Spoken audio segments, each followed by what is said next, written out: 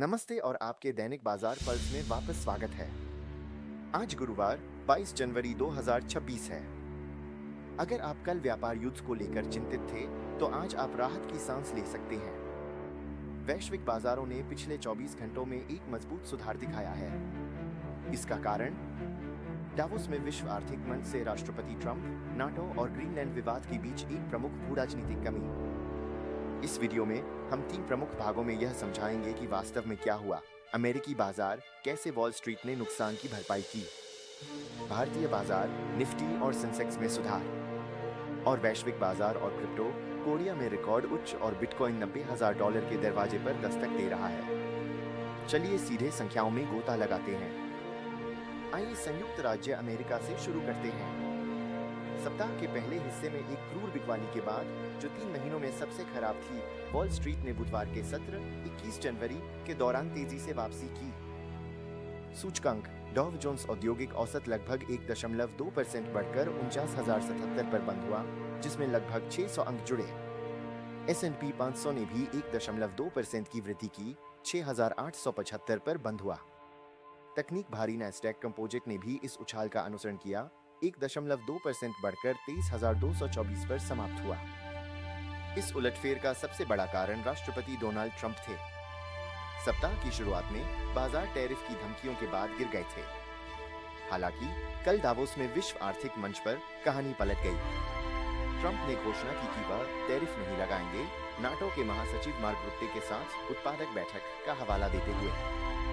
Trump ने truth social पर यह बताने के लिए कदम बढ़ाया कि आर्कटिक क्षेत्र के संबंध में भविष्य के सौदे का एक ढांचा तैयार किया गया है और स्पष्ट रूप से सैन्य बल के उपयोग को बाहर रखा।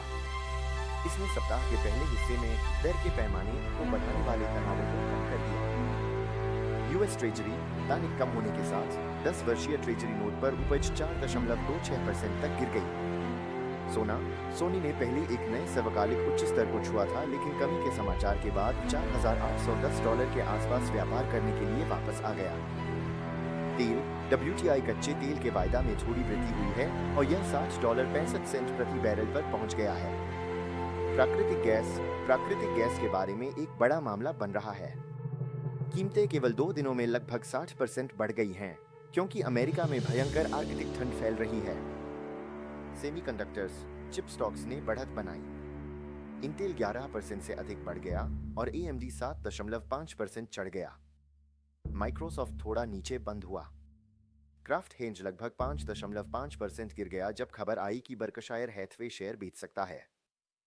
भारत की ओर बढ़ते हुए, वैश्विक टैरिफ डर के कारण 3 लगातार दिनों की हानि के बाद भारतीय बैलांच गुरुवार 22 जनवरी को वापसी की। BSI सेंसेक्स 290 अंकों से अधिक चढ़कर 82,200 के स्तर के ऊपर आराम से कारोबार कर रहा है। निफ्टी ने मनोवैज्ञानिक 25,200 के स्तर को फिर से हासिल किया, लगभग 92 अंकों की वृद्धि के साथ 25,247 पर कारोबार कर रहा है। प्राथमिक कारण अमेरिका यूरोपीय संघ के तनावों में कमी थी। भारत यूरोपीय संघ व्यापार संधि भारत यूरोपीय संघ मुक्त व्यापार समझौते के चारों ओर बढ़ती आशा है। हाल की टिप्पणियों में प्रगति को ऐतिहासिक बताया गया है, जो भारतीय निर्यातकों के लिए सकारात्मक संकेत प्रदान करता है। मीडिया स्टॉक्स यह प्रमुख क्षेत्र था। निफ्टी मीडिया इंडेक्स 1.8% से अधिक चढ़ गया। जी एंटरटेनमेंट और सन टीवी शीर्ष लाभार्थी रहे। PSU बैंक और ऑटो में भी खरीदारी हुई। पिछड़ने वाले HPCL पर दबाव था, जो मजबूत लाभ के बावजूद लगभग 0.4% गिर गया। आखिरकार चलिए दुनिया के बाकी हिस्से पर नजर डालते हैं।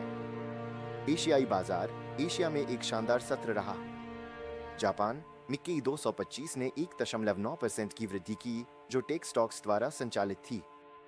दक्षिण कोरिया कोस्पी के लिए एक ऐतिहासिक दिन। इंडेक्स 2% बढ़ा, जो इतिहास में पहली बार 5,000 स्तर को पार कर गया। क्रिप्टो मार्केट बिटकॉइन $90,000 के स्तर पर वापस उछल गया है।